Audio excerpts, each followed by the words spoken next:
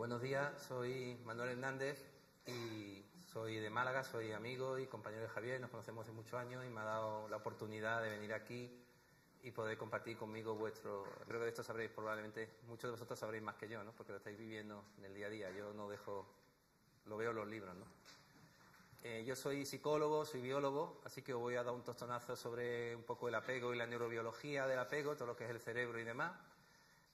Y lo que voy a centrarme sobre todo es en el por qué ocurre esto, es decir, por qué tenemos estas situaciones con estos niños.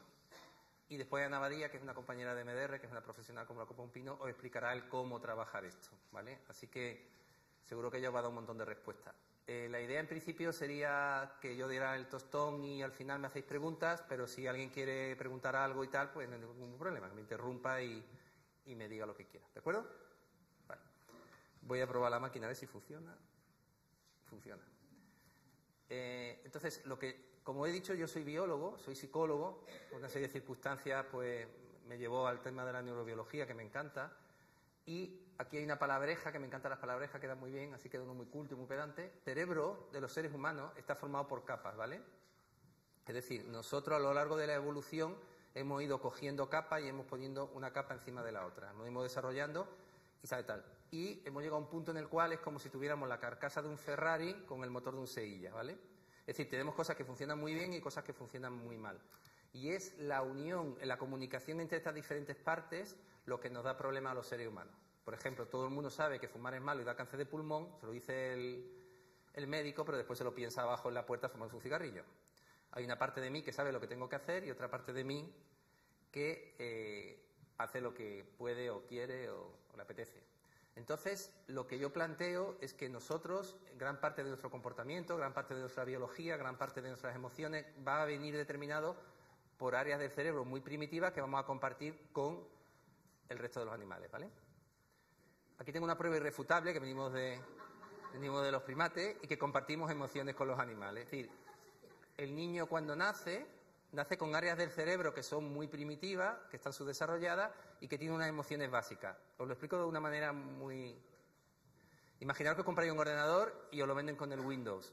Yo abro el Windows y ya tengo ahí un programa de base que es el que voy a empezar a poner programas, ¿no? Me bajaré un programa de música, el Spotify, o me bajaré el Dropbox o me pondré películas. Pero el Windows me lo meten con el ordenador y no me queda otra. A partir de ahí hago lo que pueda. El cerebro humano le ocurre igual. Cuando nacemos con unas emociones básicas que vienen, en inglés sería hardwired, vienen en el disco duro de nuestro cerebro, ¿vale? Entonces nosotros, a lo largo de la evolución, hemos ido adquiriendo primero un cerebro que compartimos con los reptiles, supongo que casi todos conocéis esto, un cerebro que compartimos con los mamíferos y un cerebro que compartimos, que solamente tiene el ser humano. Bueno, se supone que lo compartimos todos los seres humanos, pero yo creo que algunos lo tienen mal. Entonces, el cerebro reptiliano es lo que tendría un niño, ¿no? Cuando el niño tiene 4 meses y tal, ya empieza a tener ese cerebro, empieza a desarrollarse. Ahí es donde están los elementos más básicos, es decir, comer, quizás sentir un poco de miedo, quizás respirar y demás. El sistema límbico, que lo compartimos con las vacas, con los perros, con los animales, que es lo que nos hace que sintamos emociones. Cuando el bebé nace, la mamá lo quiere. Cuando el bebé nace, pues el bebé llora, la madre se preocupa o le regaña. Los cocodrilos no hacen eso. Los cocodrilos dejan los huevos, abandonan a las crías y las crías se buscan la vida. ¿Por qué? Porque no tienen esa parte del cerebro de las emociones. Y arriba tenemos lo que es el neocórtex, que es la parte que nos hace humanos. Es decir, es la parte que los seres humanos tenemos muy desarrollada. Los primates también la tienen, pero muy subdesarrollada. Y la que nos hace que tengamos imaginación y podemos ir al futuro, podemos ir al pasado, podamos tener lenguaje, o yo puedo dar esta charla. Entonces tendríamos por una parte el instinto, por otra parte la emoción y la parte la imaginación. ¿Qué ocurre? A veces estas partes no están bien engranadas. Como he dicho antes, el cerebro, en palabras de Damasio, que es el neurobiólogo más importante ahora, el cerebro es una chapuza, que está construido de forma chapucera. Y esto nos va a dar muchísimos problemas, como veremos luego, a la hora de poder resolver muchas situaciones de nuestra vida. Vale. Aquí más o menos viene a ser lo mismo. Es el sistema más básico, que es el sistema instintivo, que es el que permite las funciones básicas de supervivencia. Es con lo que un niño va a nacer y es el instinto, por ejemplo, de succión, de buscar el pecho de la madre o el de prensar y demás. El niño va a respirar cuando nazca, el niño va a comer, el niño va a tener una digestión y demás. Y esto va a venir por las bases más primitivas del cerebro. El sistema secundario que está relacionado con la amígdala, que ahora hablaré de ella.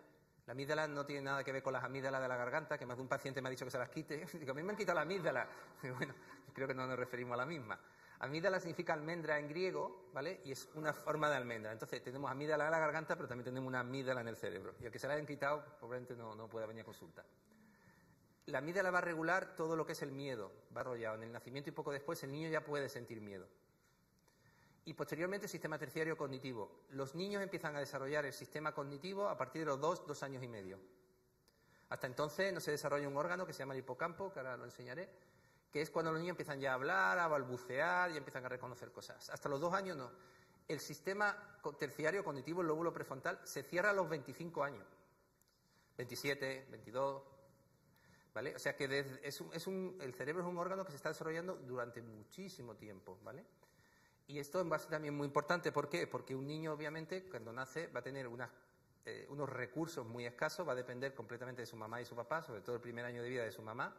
Posteriormente va a tener un poquito de autonomía y no va a alcanzar una autonomía total pues hasta los 19. Actualmente en la sociedad a los 40, 47, que es cuando los hijos se van de casa.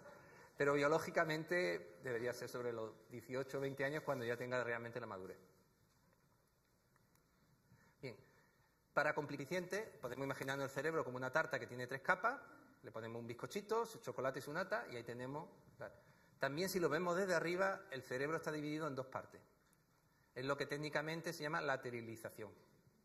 Estas palabras las uso para aparentar que sé más de lo que sé. Y la lateralización significa que el cerebro está dividido. Somos los únicos animales en todos los seres vivos que tienen el cerebro lateralizado, ¿vale? Somos los únicos seres vivos que tienen el cerebro dividido en 2 partes. Si lo vemos desde arriba, el cerebro se abre.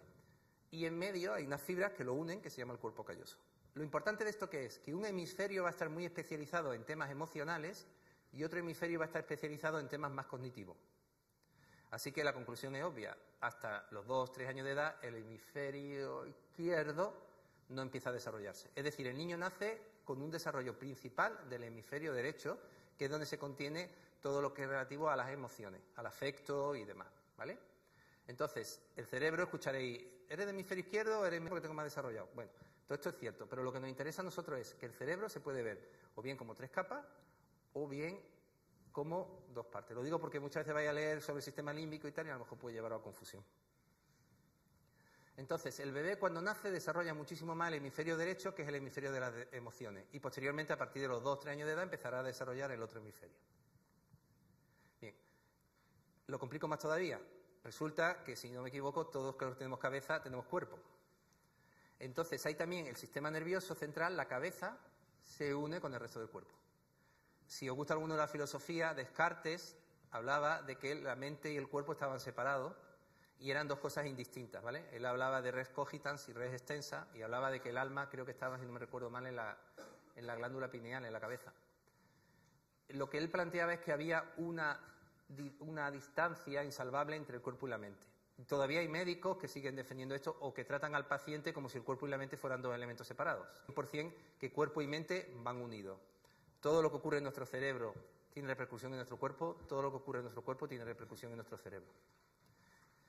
¿Qué ocurre? El cerebro, para poder relacionarse con el cuerpo, utiliza 2 canales, que son el sistema simpático y el parasimpático.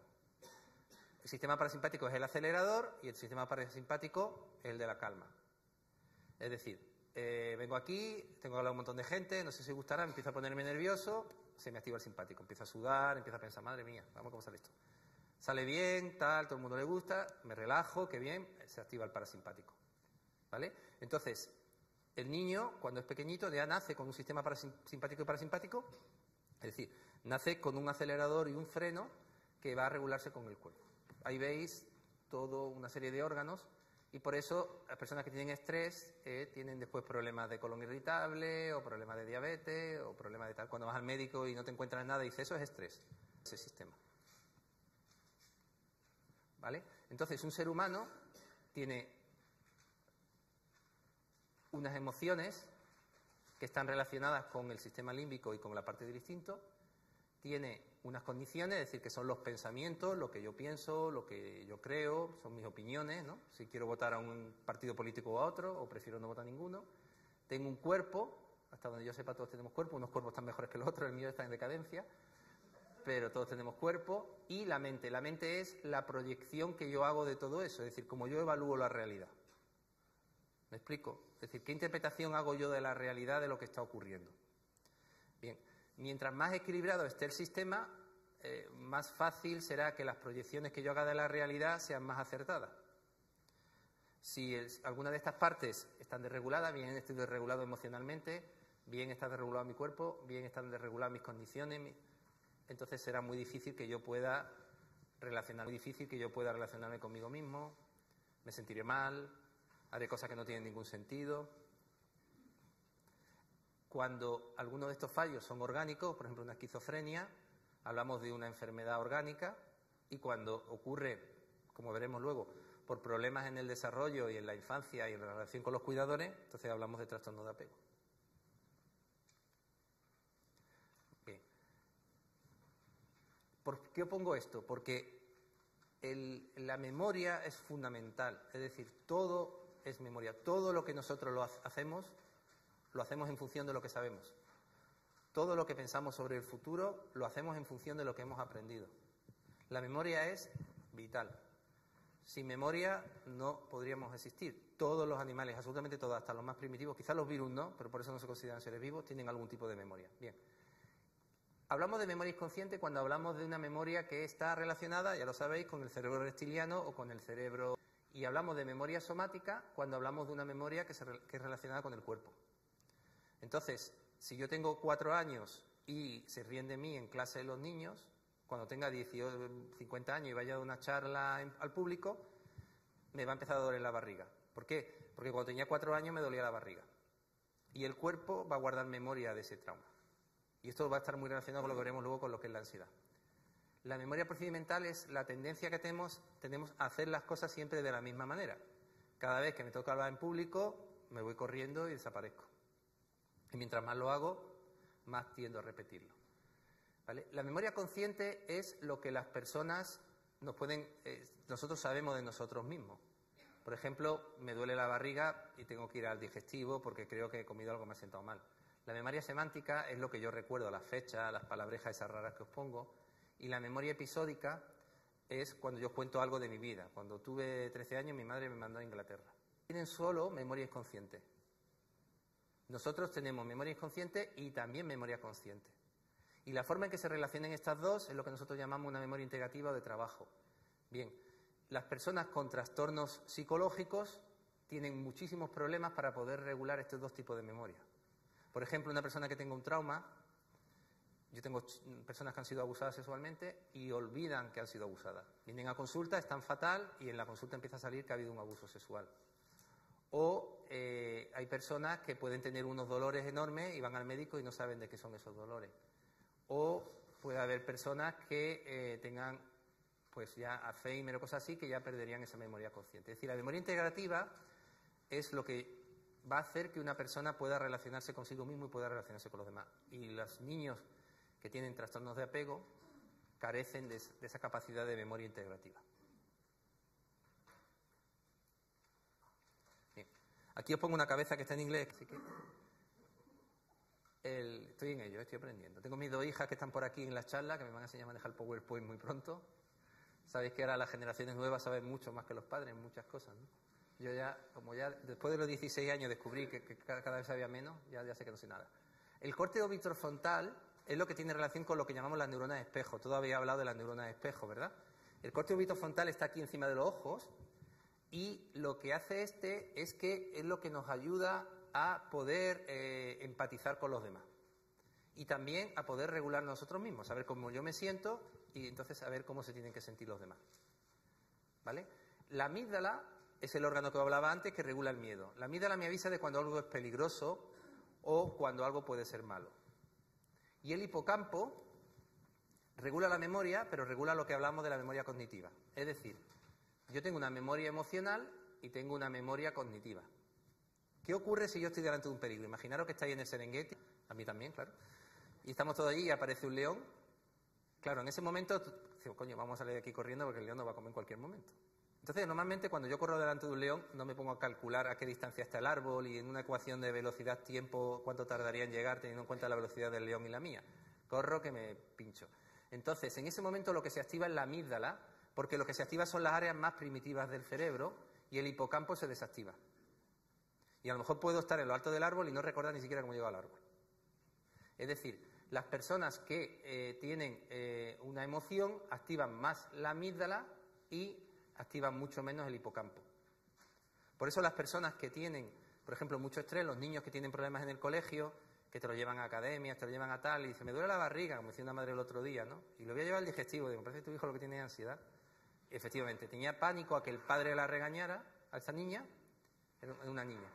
Y entonces lo que está es constantemente activada la amígdala, no puede activar el hipocampo y no sabe lo que están dando en clase, se queda mirando a Babia, se pone a estudiar y cuando lleva medio folio no sabe lo que se ha leído y demás. Entonces, las personas que tengan muchas emociones o tengan ansiedad van a tener la amígdala mucho más desarrollada que el hipocampo. Mientras más activemos la amígdala, menos activamos el hipocampo. Y esto es muy importante, es como un balancín. Si yo activo mucho la amígdala, el hipocampo se queda muy desactivado y nos va a dar muchísimos problemas para poder tener memoria luego, recuerdo, poder concentrarnos, hacer tareas normales. Vale, esta foto la hice con mi hija en Tailandia. Me tiré una hora haciéndole fotos al mono hasta que lo conseguí, pero me parece una foto preciosa porque se ve muy bien, ¿no?, lo que es el apego, ¿no?, que también lo vemos en los mamíferos. La madre, cuando activa al niño, o el padre, este es Albert Shore, que es el padre de todo lo que es sobre apego y neurobiología, es un dios, lo vi en Roma, tuve la suerte de verlo en Roma y es muy denso, es un ladrillo, pero si alguien tiene... y es Dios, vamos, los demás somos todos sus profetas. Entonces, una madre lo que hace es que activa al niño, al simpático, o un padre, por ejemplo, llega el padre, coge al niño y lo voltea, le tira 3 volteretes, llega la madre y dice, no me hagas esto al niño que después no me duerme, anda, dámelo, pum, coge al niño y lo calma y el niño se duerme.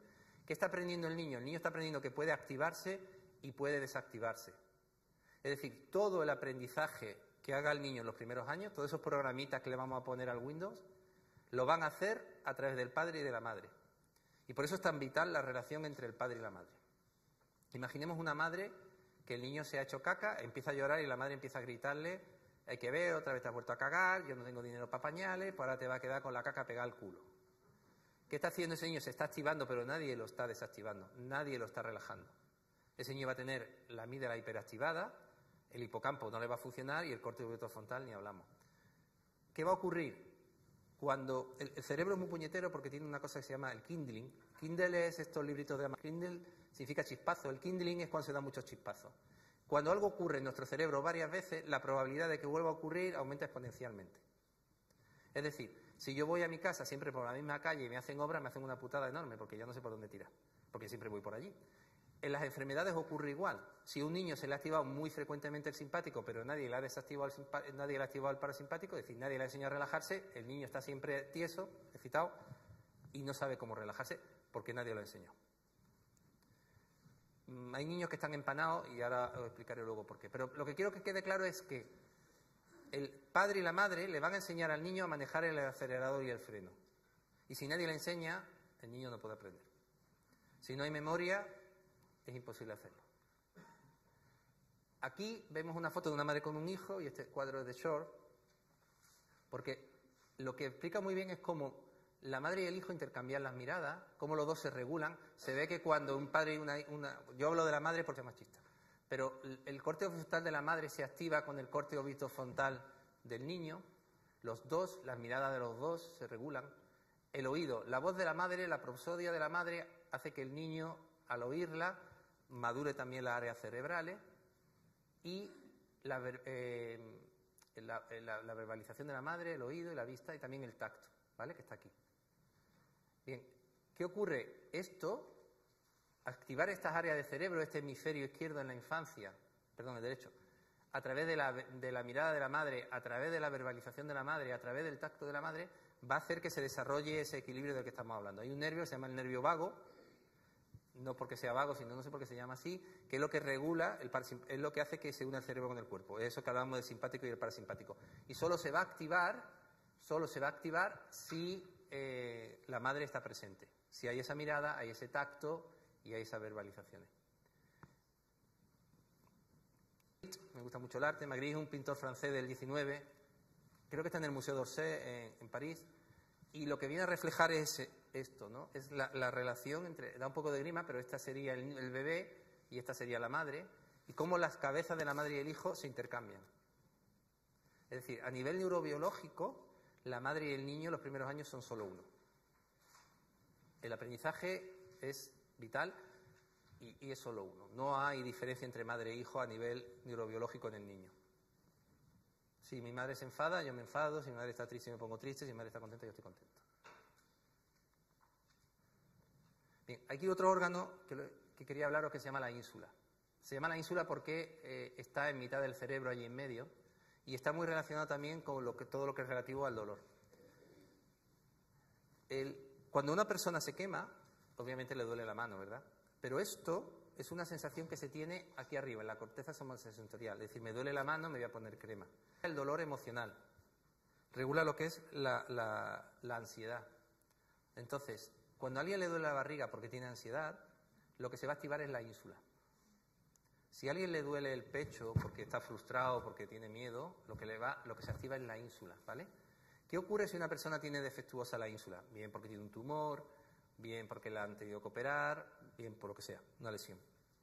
En ese caso le ponen fotos de personas que están con diferentes emociones, riéndose, o están enfadadas, o están gritando, y esa persona no sabe reconocer esas fotos que está ocurriendo en esa persona. No sabe identificar qué emociones está teniendo. Sí, ve la foto, pero, bueno, ¿cómo está esa persona? Y dice, no sé.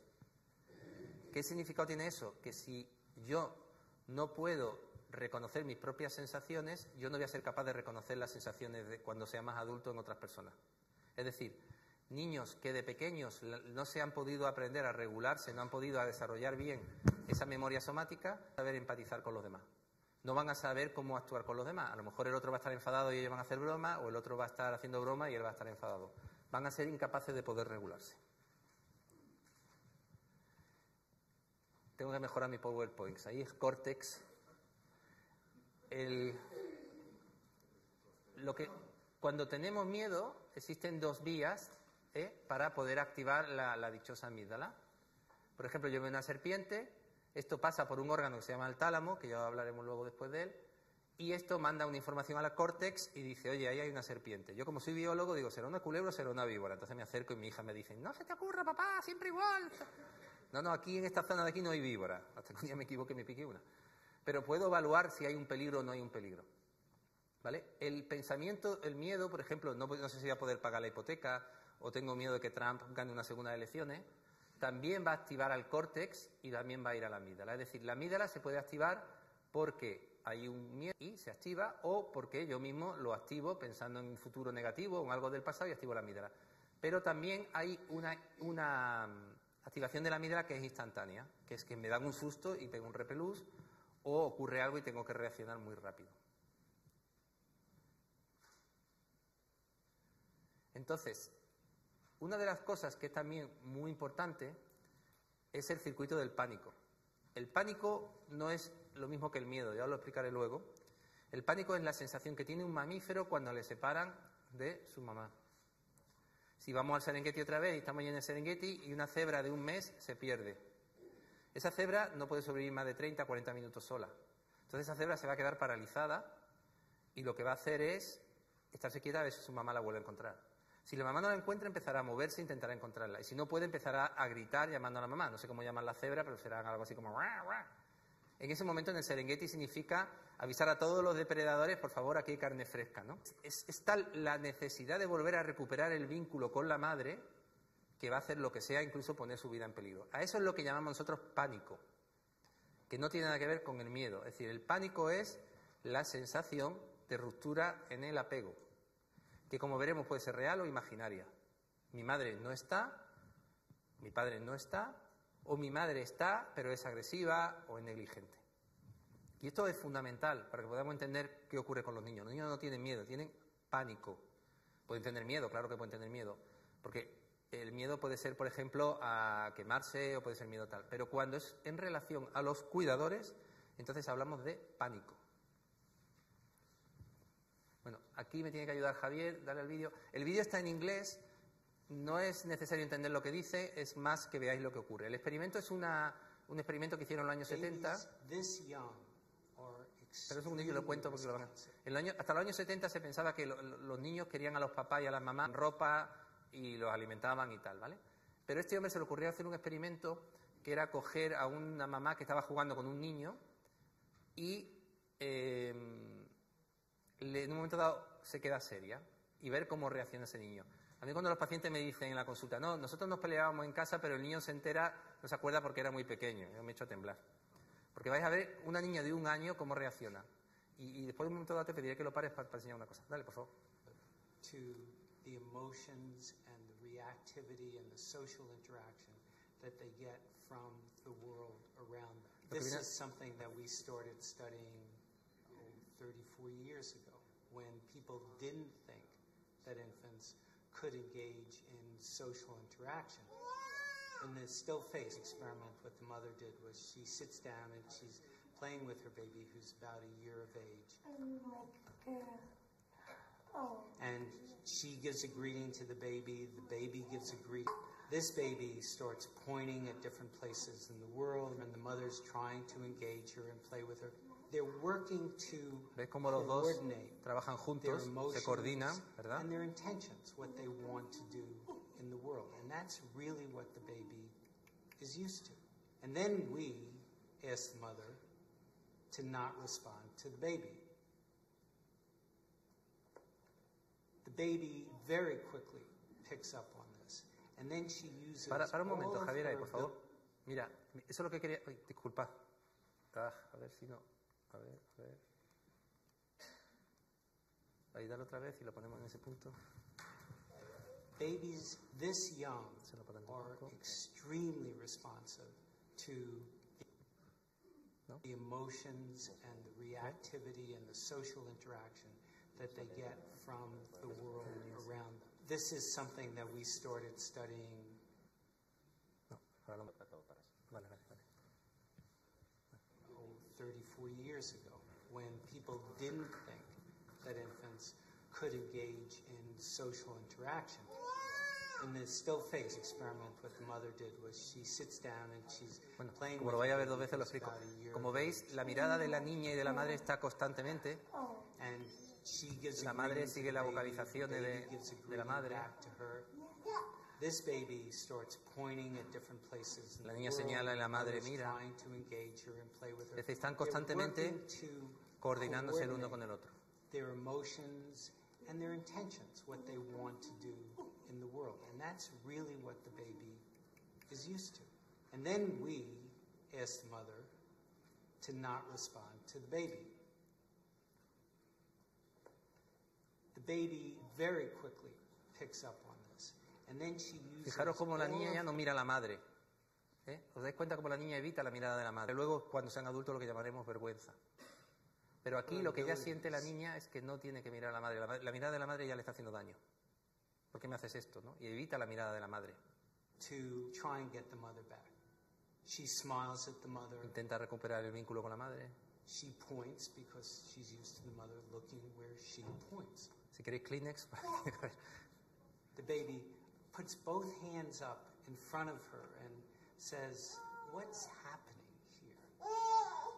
She makes that screechy sound at the mother, like, come on, why aren't we doing this? Even in this 2 minutes, when they don't get the normal reaction, they react with negative emotions, they turn away, they feel the stress of it, they actually may lose control of their posture because of the stress that they're experiencing.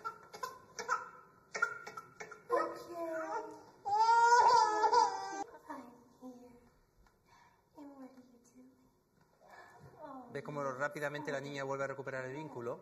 Es decir, esto puede ser una situación normal en cualquier familia que tenga con su hijo. Obviamente el vínculo tiene que romperse muchísimas veces.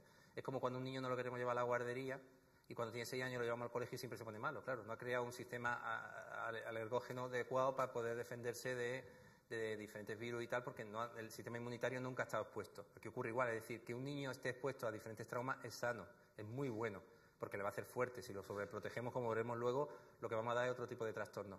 En este caso, la niña hay una ruptura en el apego pero la madre y ella juegan y rápidamente se revinculan. Si esa niña no tuviera ese tipo de vínculo de apego tan sano, esa niña se podría tirar llorando 1 hora y media.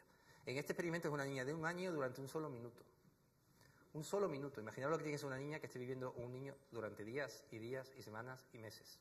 Y aquí no la maltrata. Fijaros cómo la niña evita la mirada de la madre.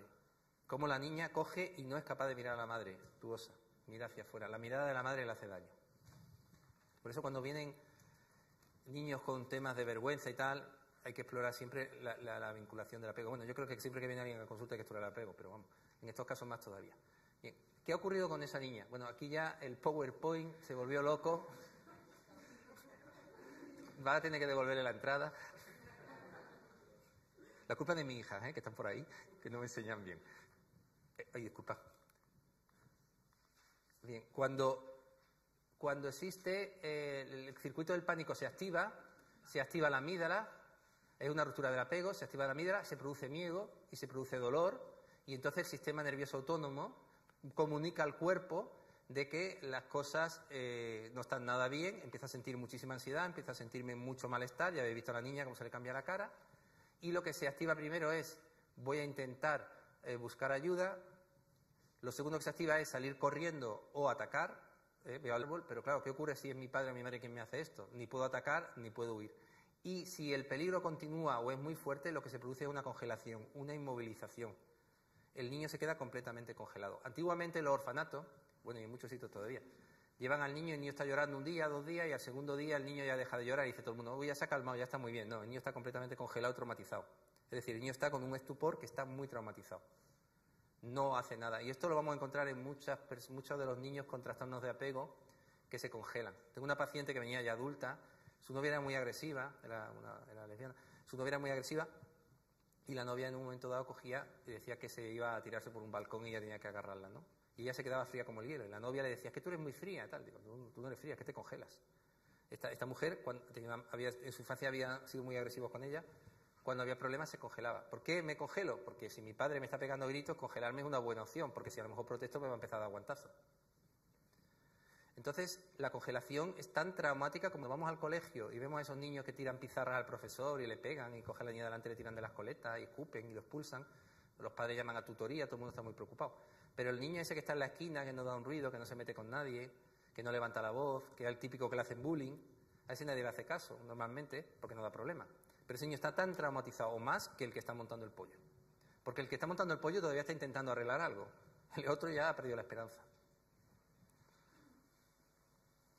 Entonces el miedo tiene efectos a varios niveles, a un nivel somático, que es lo que nosotros llamamos ansiedad, a un nivel emocional, que es lo que llamamos el afecto, es decir, estoy incontento, en este caso estaría preocupado o con miedo, y a un nivel cognitivo. Los seres humanos somos los únicos animales que podemos ir al pasado o al futuro a voluntad. Cuando vamos al pasado de forma negativa tenemos lo que llamamos ansiedad anticipatoria, y cuando voy al pasado de forma negativa, entonces lo que siento es culpa. En ambos casos se produce miedo. Esto solamente los seres humanos pueden tener miedo. Los perros, que yo sepa, no tienen cura, ¿vale? Y esto lo compartimos con el resto de los animales. Bien. ¿Qué ocurre cuando a un perro le pegamos con una vara? Pues que le toma miedo a la vara. Y esto es lo que a mí me gusta llamarle fobias tangibles. No sé si es mío o lo he leído en algún sitio, pero las fobias tangibles es cuando tenemos, miedo a las escaleras, tengo miedo a los ascensores, tengo miedo a los perros, tengo miedo a la altura. Fobias intangibles son fobias a relaciones con los demás seres humanos. Fobias a hacer el ridículo. Fobia a no hacer algo bien. Fobia a que no me quieran. Fobia a querer y que me hagan daño. Esto yo le llamo fobias intangibles. El mecanismo neuronal de las fobias tangibles e intangibles es exactamente el mismo. En los dos casos se activa la amígdala y en los dos casos hay miedo. Entonces, podemos tener una persona que tenga miedo a los perros, pero podemos tener una persona que tenga miedo a hacer el ridículo. Tengo un paciente que este hombre no podía ir a un banco porque decía que se ponía a sudar y tenía que irse corriendo. Era empresario, tenía una fobia de que se sudaba y iba a hacer el ridículo. Entonces, cuando nosotros trabajamos con traumas de apego, lo que estamos trabajando es con fobias intangibles. Es decir, hay miedo, igual que si hubiera miedo a otra cosa. Una cosa muy curiosa, por ejemplo, es que los niños que tienen miedo a las tormentas o tienen miedo del alcohol y cosas así, lo que en realidad tienen miedo no es a las tormentas o al alcohol, es que a su madre le pasa algo cuando se van de la casa. Entonces estamos hablando también de otra fobia intangible. El terapeuta lo que ve es una fobia tangible. Yo en mis primeros años también lo hice así, a un niño con tormenta le intentaba hablar de las tormentas. Claro, lo que en realidad se esconde detrás es una fobia intangible. Mi madre está deprimida, yo tengo miedo de ir al cole y que cuando vuelva mi madre no esté bien o haya pasado algo malo en mi casa porque mi padre le pega a mi madre. Así que llega el terapeuta, un niño con miedo a las tormentas, y nos ponemos a hablar de tormentas todo el rato, cuando en realidad lo que estamos tratando, lo que tenemos que tratar es un miedo a esa situación que se está escondiendo detrás. Bien, y ahora vamos al dichoso apego, que estaría hasta el moño ya de la conversación. Y bueno, ¿cuándo vamos a hablar de apego? Apego es la relación que establecemos con otro ser humano, caso, o con nuestro perro, o con nuestros gatos, y es el tal. En el caso del apego humano se basa en el psicoanálisis, en Freud, escribió la interpretación de los sueños en el año 1900, desde entonces ha llovido mucho, el psicoanálisis ha evolucionado mucho, aunque Freud sigue siendo el más famoso, pero se basa en el psicoanálisis, en la etología, es decir, cómo se comportan los animales, y en estudio de niños en orfanato. El padre del apego es Bowlby. En los años 60 Bowlby trabaja en un orfanato y le encanta la etología y se pone a estudiar, como era amigo de Lawrence, que estudiaba los patos, la conducta de los patos y tal, se pone a estudiar cómo funcionan los animales y dice, oye, ¿por qué no aplico esto a las personas? Porque además él hizo una biografía de Darwin, era un gran admirador de Darwin. Bueno, no tengo que contaros que todo el mundo se le echó encima, casi lo echan de allí del hospital, le decían que no hacía más que tonterías y demás, y a día de hoy sabemos que ha revolucionado la historia de la psicología, ¿no? Es decir, mezcla esos tres conceptos. Bien, el apego se basa en un refugio seguro, es decir, un sitio donde yo puedo volver en caso de que haya una base segura que me permite estar tranquilo y poder explorar. ¿Os acordáis de la foto del mono? Ese mono me está mirando a mí, tiene miedo y ahí encuentra una base segura. Mi madre me va a proteger. Y si las cosas van mal, de aquí nos salimos pitando, pero yo confío en mi madre. Si os fijáis, cuando acercáis a una madre con un bebé, el bebé primero mira a la madre y después mira a vosotros. ¡Ay, mi niño más bonito! Mira a la madre diciendo, de qué pasta está hecho? ¿No? ¿Me puedo fiar de él o no? ¿Vale? Entonces, el refugio seguro es de donde yo puedo partir y la base segura es donde yo puedo volver. Y la proximidad es la sensación de que puedo estar con alguien y va a ser una persona que no me va a hacer daño. Si yo me acerco a uno de vosotros, sobre todo a una mujer, empezaré, oye, ¿por qué te acercas tanto? No, aléjate. Pero si yo me acerco a mi hija me dará un abrazo. El apego nos permite esa proximidad y sentirnos a gusto con nuestras parejas, con nuestro hijo, con las personas que queremos. Veremos luego que si el refugio seguro falla, lo que tenemos es apego evitativo, no puedo buscar ayuda. Si la base segura falla, es apego ansioso. No me puedo alejar porque tengo miedo que a mi madre le pase algo o mi madre tiene miedo de que me pase algo a mi madre. Es muy pesado, pero madres y padres, ¿vale? Bien, le das al vídeo. Perdón, lo voy a explicar un momento. Este es un vídeo de una entrevista que habréis visto casi todo. En los atentados de Bataclan el año pasado hicieron una entrevista a un niño preguntándole qué tal, cómo se sentía y está el padre al lado. La he puesto porque me parece increíble cómo el padre baila con el niño, afectivamente hablando.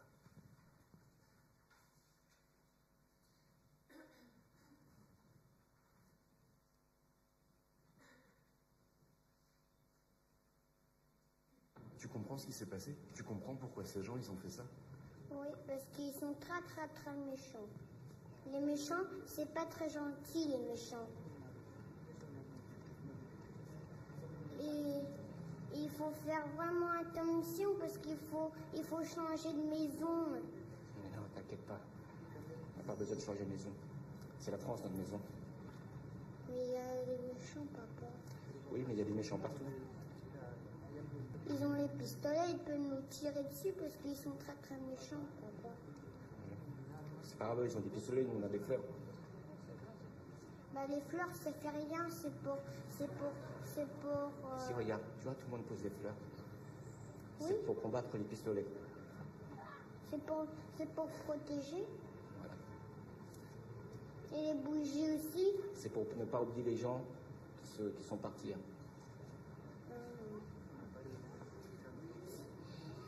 C'est pour nous protéger les fleurs et les bougies.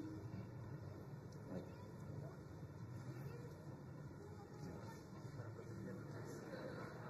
Ça va mieux du coup? Oui, ça va mieux. O sea, fijaros qué maravilla, ¿no? Cómo el padre espera que el niño hable, solo responde cuando le ha hablado, cómo el niño llega a sus propias interpretaciones a raíz de lo que el padre le va diciendo, cómo él se autorregula, él llega a la conclusión de que las flores y las velas le van a proteger y no tiene miedo. Imaginaros, ¡tonto! ¡Vamos a ir aquí! ¿Vale? ¿Cómo se sentiría el niño, verdad? O el padre se pone a llorar. ¡Ay, Dios mío, tiene razón, vamos a morir todos! Leoncio, no sé si os acordáis. Pues ¿Qué va a ocurrir ahí? Que el niño se va a desregular. En un caso, el primer caso, el niño va a tener miedo al padre, va a tener que guardar esa emoción. En el segundo caso, va a tener que proteger él al padre. Y en ambos casos, el corte orbitofrontal, la amígdala, el hipocampo, a tomar por saco. Bien, este es mi modelo, del cual estoy muy orgulloso. Otra vez fallo con el PowerPoint.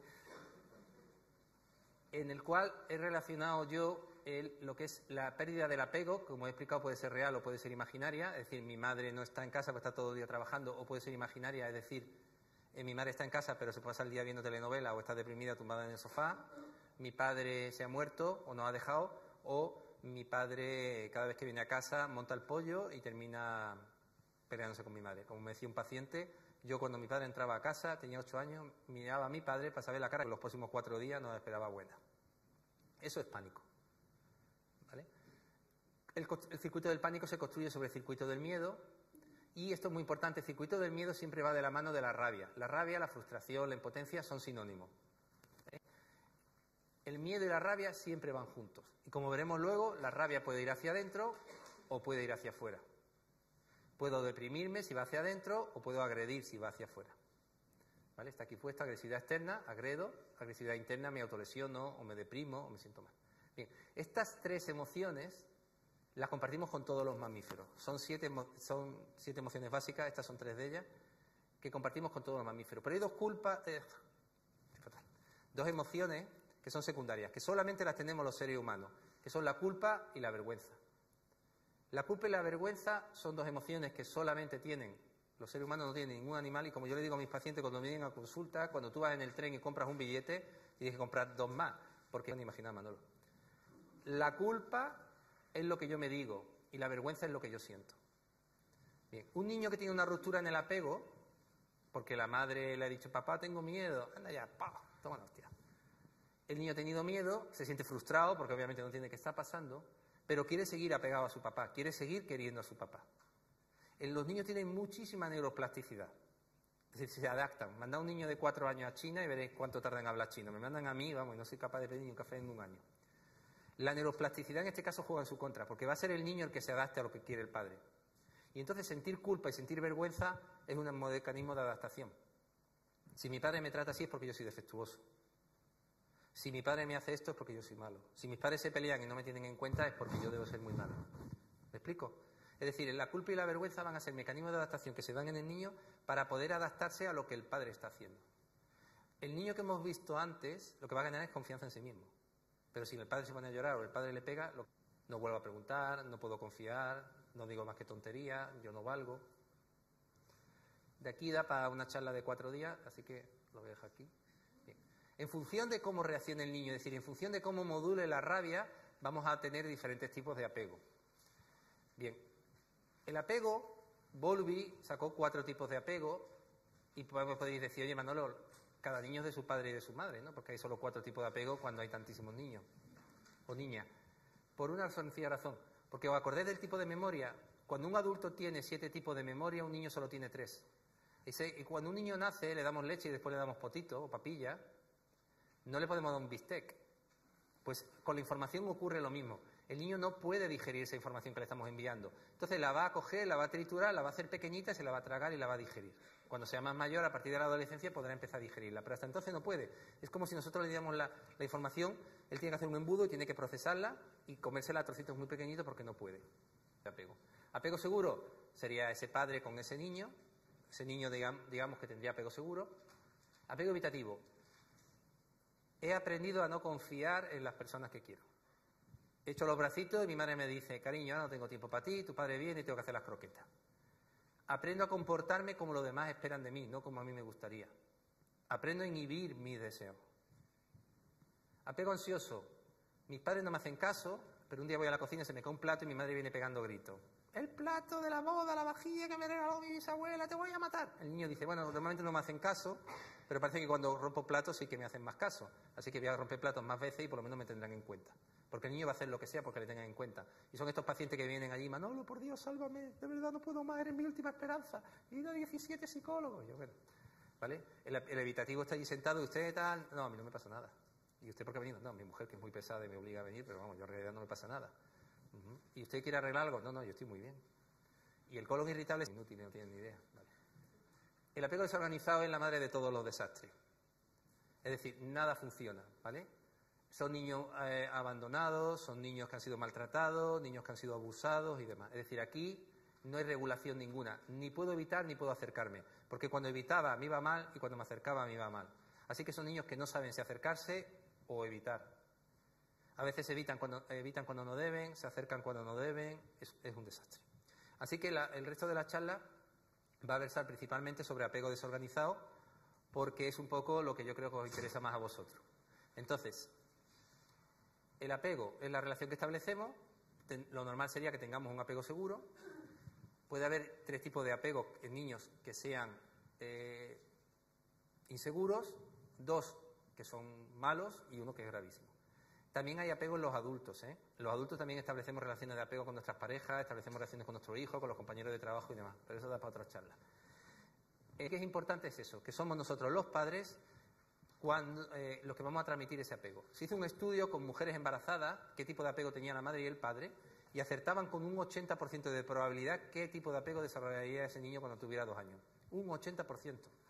Es decir, el tipo de apego que yo tenga va a determinar el tipo de apego de mi hija. Así que nos tenemos que poner las pilas. Bien. ¿Qué es un trauma? Y ya empezamos a hablar de apego desorganizado. Un trauma es cuando hay una herida. Yo siempre le digo a mis pacientes, tú te cortas la mano y te digo, mira, te has cortado la mano, y dices, no te preocupes, Manolo, yo me pongo un poco de betadina y se me quita. Y al poco tiempo, la herida se va cerrando, aquello va bien, hasta que yo encuentro una postilla, la postilla se cae y queda una cicatriz, ¿no? Y las cicatrices no duelen. Pero ¿qué ocurre si la herida se le infecta? Y aquello empieza a ponerse rojo, digo, mira, me parece que lleva la pinta. No, tal, es que a mí los hospitales me dan miedo, ¿sabes? Tengo una mala experiencia. Al día siguiente viene con la mano negra, digo, mira, vamos a operar esto inmediatamente. Se ha infectado, ¿verdad? Y tengo que operar. Al cerebro lo ocurre mal, se produce una herida en el cerebro, lo que es un trauma. Nosotros cuando dormimos, al mover los ojos, en la fase REM del sueño, nuestro cerebro intercambia información entre arriba y abajo y un lado y otro y cura ese trauma. ¿Vale? He ido con el coche y casi me atropellan y cabrón, tal, no sé qué, tal, tengo un accidente luego, pero por la noche duermo y lo limpio. Pero ¿qué ocurre si el trauma es demasiado fuerte? ¿Qué ocurre si el trauma me desborda? Mi cerebro ya no puede limpiarlo. ¿Qué ocurre si el trauma es continuado? Que la herida ya se desborda. Y como veremos luego, se producen ya daños a nivel neurológico. Es decir, vamos a ver luego que hay daños en los diferentes órganos que están de menor tamaño, no funcionan bien, las redes neuronales no se saben comunicar, tenemos disociación y demás. Es decir, el trauma es una herida emocional que nuestro cerebro no es capaz de reparar por sí mismo y por eso buscamos a los psicólogos, buscamos a los psiquiatras, buscamos tal. Bien, aquí os tengo una demostración de lo que es apego evitativo, es mi amado Gru. No sé si habéis visto la película, es una joya, os la recomiendo. ¿Le da, Javier? Mira, mamá, me he dibujado a mí mismo. Mira, mamá, he hecho un prototipo de cohete con macarrones. Mira, mamá, he hecho un cohete de verdad basado en el prototipo de macarrones.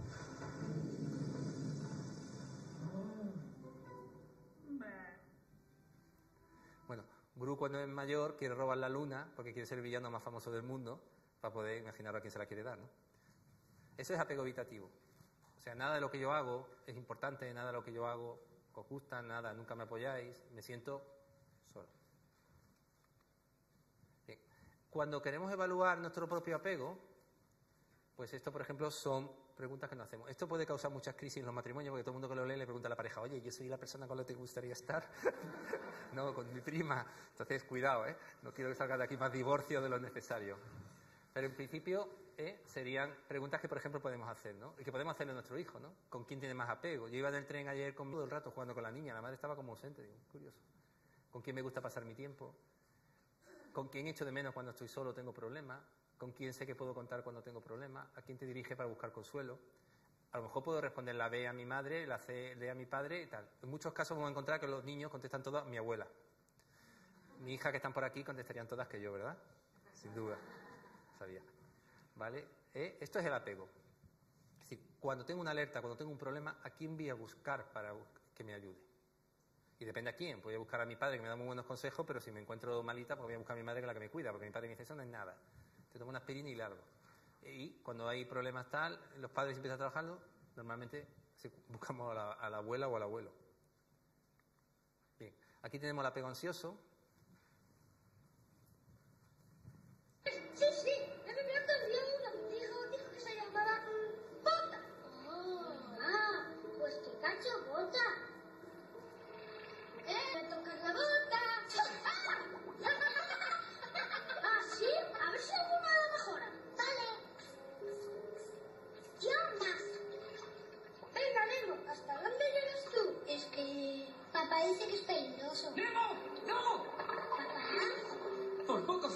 abierto. No, no pensaba Menos mal que salir. estaba yo. Papá, Si no. hubiera llegado a tiempo, Dios, no sé. no salir. Me daba miedo. De eso nada. Esto no es asunto vuestro. Y agradeced que no se lo cuente a vuestros padres. Recuerda que no nadas bien. Yo sé nadar muy bien, ¿vale? No, no vale.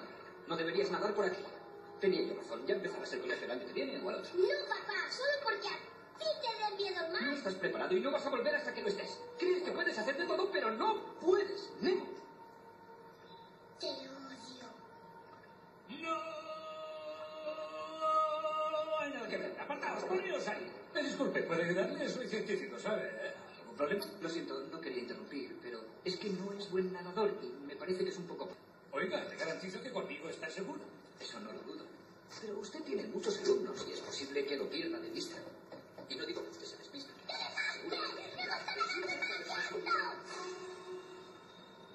¡Nemo!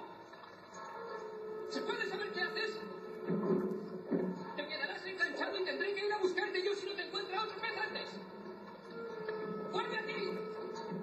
¡He dicho que vuelvas aquí ya! ¡Quieto! Como des un aletazo más, jovencito. Ni se te ocurre. Como pongas una aleta en ese bote, ¿me estás oyendo? ¡No toques el... ¡Nemo! Ha tocado la bota. Ponte a mover la cola y vuelve aquí, Nemo.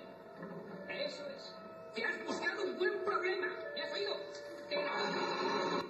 Bueno, el pobre Nemo por lo menos intenta rebelarse contra el padre, ¿sabes? Después así le va, ¿no? Pero cada vez que el padre le dice no lo hagas, él se obliga a hacerlo. Él no iba a hacerlo. Amigo, no tiene miedo, yo no tengo miedo, entonces tengo que demostrar que no tengo miedo. No te acerques, me acerco más. No vaya a tocarla, la toco. Por lo menos se revela, se tiene alguna posibilidad de sobrevivir. Los que acatan eso, su vida es un desastre. Porque la autoestima solo se consigue por lo que hacemos por nosotros mismos. Y un niño que no hace nada no tiene autoestima. Así que esos padres protectores que cuidan tanto de su hijo, habría que jubilarlo. Bien, aquí tenemos entonces una situación en la cual tenemos un padre, una madre, un abuelo que da apego seguro y que hay afecto y permite al niño explorar. Pero si falta el afecto, lo que tendríamos es apego evitativo, y si falta la capacidad de permitir al niño explorar, valerse por sí mismo, entonces lo que tendríamos sería apego ansioso. A raíz de aquí, como veremos luego, se dan estrategias de control que si fallan o si aquí hay maltrato, lo que tendríamos es apego desorganizado.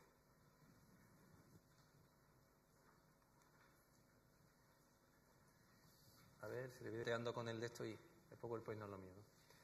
Bien, el impacto del trauma va a variar en función de muchos factores, pero principalmente es edad a la que se produjo, es decir, mientras más temprano ocurrió el trauma, más impacto. Las personas que están implicadas por acción o por omisión, hay chicas abusadas sexualmente que su madre sabe que la abusan y lo permiten, Hay padres que no están pendientes del niño, no le han pegado nunca, nunca le han agredido, pero cuando el niño sale del cole se tiene una hora allí llorando y nadie va a buscarlo. Y la intensidad de la amenaza que hubo. Si el niño es temprano, la intensidad es alta y que me está provocando el trauma es mi padre o mi madre, apague y vámonos. Ahí ya tenemos un trauma severo, severo, severo, severo. Porque las personas que tenían que cuidarme son las que me agredieron. Y nosotros en la terapia, los terapeutas, vamos a ser como un objeto de transición. Vamos a ser esa persona que acompañe de nuevo a ese niño en esa etapa que no pudo vivir, la va a tener que vivir. Pero eso lo va a explicar luego Ana muchísimo mejor. En una situación de miedo, si no hay miedo, hay seguridad, tendríamos apego seguro. Si hay algo de miedo y hay poca seguridad, tendríamos un apego inseguro, que sería evitativo o ansioso. Y si hay muchísimo miedo y no hay nada de seguridad, entonces lo que nos encontraríamos es un apego desorganizado. Bien. En función de cómo el niño actúe consigo mismo y cómo han actuado sus padres, pues tenemos diferentes tipos de apego. Los padres son congruentes, lo que yo te digo es lo que yo te hago. No me vale decir, te voy a pegar una hostia y te la doy, sino te voy a portar bien contigo. Tendríamos un apego seguro. Y el niño tendría una alta congruencia consigo mismo y sería capaz de ser flexible, de poder actuar de una forma adecuada en función de las circunstancias.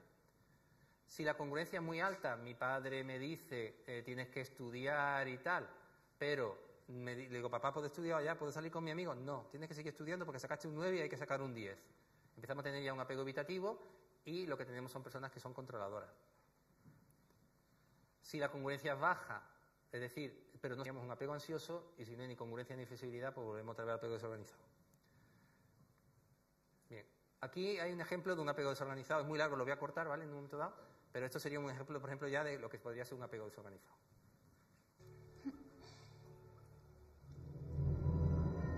Bien, creí que no se iría nunca.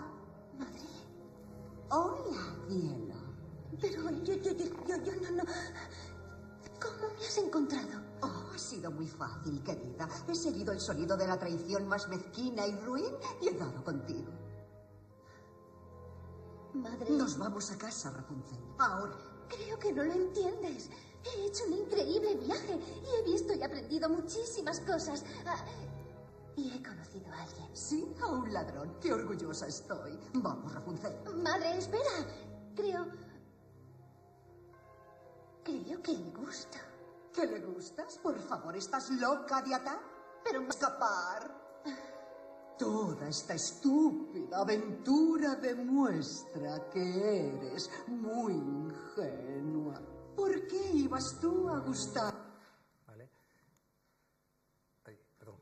Es decir, ahí lo que tenemos ya, lo que es un apego ya empieza a ser desorganizado. La niña quiere explorar, la madre no le deja, le gustó a alguien, eso es imposible, me has traicionado, en fin. La niña le tiene que dejar el cerebro como si lo metiéramos en la Thermomix y lo pusiéramos ahí en turbo, ¿no? Hecho puré. No tiene capacidad de poder regularse.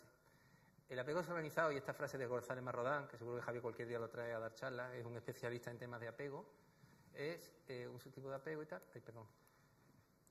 ¿Vale? Lo que ocurre es eso, que no hay un criterio, no hay un criterio para saber si el evitativo sobrevive evitando, el ansioso sobrevive apegándose, el desorganizado no sobrevive. No sabe si acercarse o alejarse, no sabe cuál es la conducta y por eso tal. Los niños adoptados son de apego evitativo, desorganizado, por eso mismo, ¿no? Porque no han tenido un aprendizaje cuando son pequeños para aprender a regularse y cuando son adultos no saben regularse ni consigo mismos ni con los demás. Otro caso de apego desorganizado es este que supongo que todos conocéis, ¿verdad, Javi?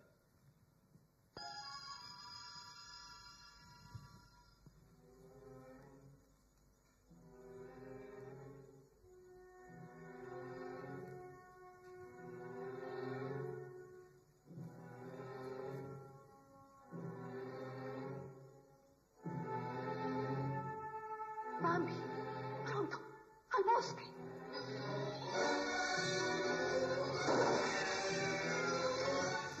¡Corre! ¡Corre más, mami! ¡No voltees!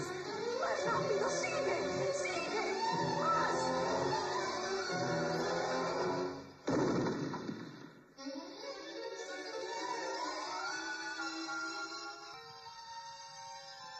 ¡Llegamos! ¡Ya no hay peligro! ¿Mami? ¡Mami!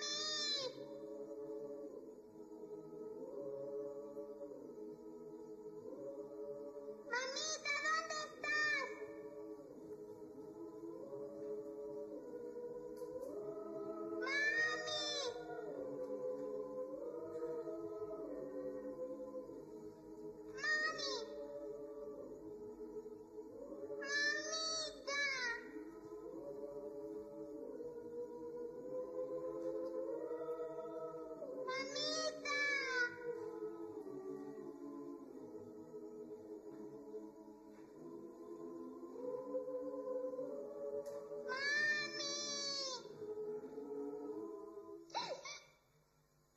Madre no podrá venir ya más.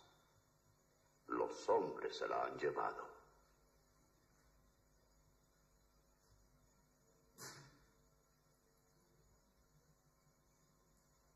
Debes ser valiente y aprender a andar solito. Ven, hijo mío.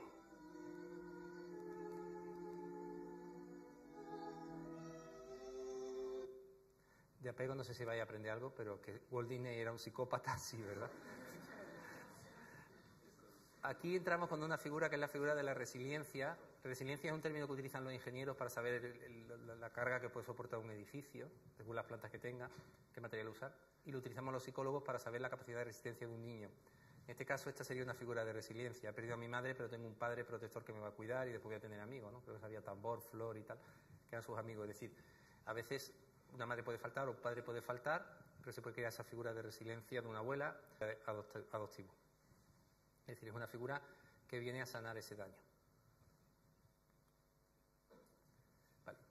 Entonces, una persona que tenga un trastorno de apego, bien porque de pequeño no le han hecho el caso suficiente, bien porque lo han maltratado, bien porque ha habido abandono o muertes, pérdida, violencia, va a tener poco desarrollo del cuerpo calloso, el hemisferio izquierdo y el derecho no van a poder comunicarse entre sí, el hipocampo va a tener menos tamaño, con lo cual va a tener muchísimos problemas de memoria, de concentración y de atención. La amígdala va a estar hipersensibilizada, va a reaccionar de una forma emocional excesiva ante cualquier evento, bien activándose o bien desactivándose, bien poniéndose como la marca de Machín o bien quedándose completamente congelado, y va a haber un deterioro de la ínsula y una incapacidad de conectar con las emociones propias o ajenas. Estas son algunas de las cosas que hay muchas más, pero estas son algunas de las que hay. Es decir, un trauma produce todo esto, y mientras más veces se repita el trauma o más tarde mayor va a ser el daño. Y más tendencia va a tener en la edad adolescente y en la edad adulta a seguir teniéndolo. Más difícil va a ser la sanación, claro. Estos son unos dibujos que hace una paciente mía con un trauma bastante grave. ¿Veis la belleza de la figura? Dibuja muy bien. Tiene manguitos porque se corta. Es bella, es guapa, pero tiene una guadaña y hace daño. Y esto es la niña de 12 años. Una princesa que tiene que esconderse de sí misma. Siente vergüenza. Bien. La ansiedad, como os comentaba antes, es lo que vamos a sentir en nuestro cuerpo cuando hay malestar. La ansiedad es la sensación que tengo cuando siento que soy vergüenza, cuando siento que soy malo, que no valgo. ¿Vale? El grito de Munch, este cuadro me encanta y creo que refleja muy bien esa sensación de impotencia, ¿no? de desamparo, de no sé qué hacer, ¿verdad? El cuerpo y la mente, como he comentado, estaban conectados y cuando no hace falta que haya un peligro real, el cuerpo actúa como un atajo y si alguien siente malestar puede interpretar como una señal de peligro. Y por eso vemos a niños, adultos que están muy deteriorados, que reaccionan con una hiperalerta ante eventos sin que haya nada que esté ocurriendo y simplemente sus propias sensaciones físicas activan eso. Por ejemplo, las personas que tienen ataques de pánico, los ataques de pánico le dan porque les dan miedo sus propias sensaciones. Son sus sensaciones las que activan el pánico. Y no está ocurriendo nada, ¿no? Pero ellos están conduciendo y de pronto le dan un ataque de pánico, sin un estímulo que lo provoque. Volviendo antes a lo de la rabia que os comentaba, la rabia, como os comenté, que es la que da lugar a casi todos los trastornos, puede ser de tipo inhibida, que es tendencia a controlar, personas muy cognitivas, no sienten nada en su cuerpo, suelen ser hombres más bien, y la rabia expresada, tipo C, que no se regulan bien, son más emocionales y sienten demasiado, ¿vale? Que suelen ser mujeres. Los apegos desorganizados tienen los dos tipos de rabia. Una vez la inhiben, otra vez la expresan y no tienen absolutamente ningún tipo de control. En función de cómo se maneje la rabia se van a dar muchísimas patologías, como veremos luego, de tipo de adicciones, o trastorno alimenticio o tipos de personalidad. Vaya con el PowerPoint, madre de Dios. Siento, de verdad. En la adolescencia, cuando llega la adolescencia, es una etapa muy complicada en la cual el cuerpo va a cambiar, como sabemos todos, va a haber una poda neuronal, van a morir muchísimas neuronas. Se cree que los niños autistas no tienen esa poda neuronal. Y lo que va a ocurrir es que la rabia va a aumentar mucho. ¿Por qué? Porque en la naturaleza, tener rabia te permite ser un macho alfa o que te elija un macho alfa. Entonces, todos los que tenemos niños adolescentes sabemos lo molesto que es, que se enfadan por todo, que están rabiosos y demás. Entonces, lo que van a hacer con la rabia es que si la expresan, en casos extremos de apego desorganizado, van a ser niños muy violentos. Van a ser niños que hacen bullying, que agreden y demás. Normalmente son varones. Son niños problemáticos que tienen tendencias a tener personalidades antisociales. Personalidades que se meten en problemas, que son delincuentes, que agreden. O dan el extremo contrario, normalmente son niñas, y dan tipos más bien de conducta de trastornos límites de personalidad, los trastornos límites de personalidad también pueden ser a veces muy agresivos, pero a veces tienen conducta de tipo muy tal, se cortan, se hacen daño, y me dicen a mí, yo puedo hacer daño a alguien, Manolo, digo, la única persona que puede hacer daño es a ti misma, ¿no? Porque se cortan, no comen, o se pegan a tracones, o beben demasiado, o se acuestan con alguien porque le da un poquito de afecto y así tienen sexo. Normalmente estas suelen ser mujeres y estos suelen ser hombres, pero en personas con rasgos de apego desorganizado vamos a encontrar las dos. Va a haber una tendencia, pero probablemente encontremos las dos. Bien, lo que nos lleva al apego desorganizado, que la persona para poder adaptarse a ese apego desorganizado va a crear un tipo de personalidad que le permite tener alguna sensación de control y puede tener trastornos obsesivos. Por ejemplo, mientras estoy pensando cuántas veces me tengo que lavar las manos, no pienso en que mis padres se van a divorciar. O si estoy dándole al clic de lo mágico, no tengo que pensar que mi padre le tengo miedo y me va a regañar porque voy a suspender el examen. Yo últimamente no trato niños porque me da mucha pena de los niños, porque me enfado con los padres, pero si trato al padre y tal, a veces veo a su hijo y últimamente tengo varios pacientes de 12 a 15 años. El último me he pillado 3 niños con trastornos obsesivos compulsivos y todo es igual. Miedo al padre, miedo a no estar a la altura y demás. El trastorno límite de personalidad, que habría escuchado hablar, es una persona que no sabe regularse de ninguna manera, tienen tendencia a hacerse daño, a hacer daño a los demás, se cortan, tienen problemas con la comida, con el alcohol, el cambio de humor muy frecuente. Y el trastorno antisocial, pues son estas personas que terminan con problemas con la ley y problemas con todo. Entonces, esos serían rasgos de personalidad, pero también puede haber problemas de síntomas. Las personas con un apego desorganizado tienen mucha probabilidad de tener depresión, se inhiben la rabia, ataques de pánico o ansiedad, adicciones. ¿Por qué? Porque lo que todo el mundo quiere y todos queremos es no sentir la ansiedad. Repetir algo de forma compulsiva, lo cual después me provoca más ansiedad, o puedo fumar porros. Como decía un paciente, yo cuando tenía 15 años me fumé un porro y todos los problemas desaparecieron. ¿Cuál es el problema? Que cada vez que tengo ansiedad ya no sé quitármela de otra manera que no sea fumando porro. Y entonces tenemos lo que es podemos tener dependencia emocional, buscando a alguien que nos salve aunque nos haga daño, problemas con el juego, problemas con las drogas. Los trastornos alimenticios también son mecanismos de regulación emocional. El atracón es una manera de tragarme lo que no soy capaz de decir, o una manera... Yo he tenido varias chicas abusadas con obesidad. El estar gorda, la grasa les protege de que vuelvan a abusar de ellas. La anorexia es una manera de tener control. Yo no puedo controlar nada, pero puedo controlar mi cuerpo y no como. La bulimia es una persona que calma la ansiedad comiendo. El que come mucho, la comida es muy ansiolítica, me quita la ansiedad, pero después me siento culpable y vomito. En fin, lo que quiero que os llevéis la idea que el apego desorganizado puede llevar tanto a trastornos de personalidad como a una sintomatología patológica. Claro, cuando hacemos terapia cognitivo-conductual, si no tengo nada en contra de ello, me gusta mucho, pero creo que se queda corta porque solo trabaja con el síntoma. Entonces me dicen las chicas que vienen con bulimia, Manolo, es que a mí cuando he ido a tantos psicólogos, tantos psiquiatras, solo me hablan de comida, que cuánto comía, que cuánto pesaba la comida, que cuántas veces. Y yo digo, conmigo de comida no va a hablar nada. Empiezo a trabajar el apego y el problema con la comida desaparece. En muchos casos, magia no hago, va a depender de muchas situaciones, pero mejora mucho. Igual con los trastornos límite de personalidad o trastornos antisociales, ¿no? Empezamos a darle un sermón de cuál tiene que ser su conducta, como si yo no lo supiera, pero no vamos a por qué tuvo que empezar esa conducta. Bien. Os pongo el tálamo por un tema que no sé si estáis familiarizados con él, aquí hay varios compañeros de MDR que saben mucho más de esto que yo, que es la disociación traumática. Bien. ¿Qué ocurre cuando una cebra, volvemos al Serengeti, por el cebra vamos a coger una gacela le muerde un león? La gacela en ese momento no va a sentir dolor. La gacela en ese momento la prioridad es sobrevivir. Lo que va a hacer su cerebro es generar muchos opiáceos. Los opiáceos son unas moléculas que generan en el opio, obviamente, y por eso la gente se droga. Los opiáceos me ayudan a no sentir el dolor en ese momento y posteriormente puedo sobrevivir y posteriormente quitarme el trauma. Entonces, cada vez que haya miedo, bien por un miedo real, es decir, físico, una fobia, o haya miedo por lo que se active el sistema del pánico, se van a generar opiáceos, que es como una forma de no sentir dolor en ese momento. Mi cerebro va a generar opiáceos que va a evitar que yo sienta dolor en ese momento. ¿Cuál es el problema de los opiáceos? El problema de los opiáceos es que el tálamo, que es un órgano que, como expliqué antes, regula la información arriba y abajo, los opiáceos hacen que el tálamo deje de comunicarse con el resto de las partes del cerebro. Y va a hacer que se creen redes neuronales que tengan memoria del recuerdo, pero va a hacer que hay otras partes del cerebro que no tengan memoria de lo que pasó. O una red neuronal va a tener memoria de una parte de lo que ocurrió y otra parte va a tener memoria de otra cosa. Disociación de la personalidad. Por ejemplo, una persona tiene 5 años y le muerde un perro. En ese momento, ese niño le tiene miedo a los perros. Cuando sea adulto y vea un perro, le vamos a decir, oye, mira qué perro más bueno y tal, entra a la casa. Y dice, no, yo no entro a tal perro. Pues si el perro es muy bueno, no hace nada. Y dice, a mí me da igual. Yo sé que el perro no hace nada y lo sabe, pero yo ahí no entro. Una parte de él, que está aquí arriba, que es consciente, sabe que el perro no le va a hacer nada. Pero hay otra parte que le dice, ni de coña entras ahí dentro. Y como lo obligamos a entrar, bueno, pues va a poner a sudar, a pegar gritos, lo vamos a tener que llevar al hospital. Esto es muy importante porque las personas que nosotros vamos a trabajar con traumas de apego, con apego desorganizado, van a tener un trastorno de disociación de la personalidad. Y vamos a tener que trabajar con diferentes personalidades. Y no significa que estén locos ni sean psicóticos.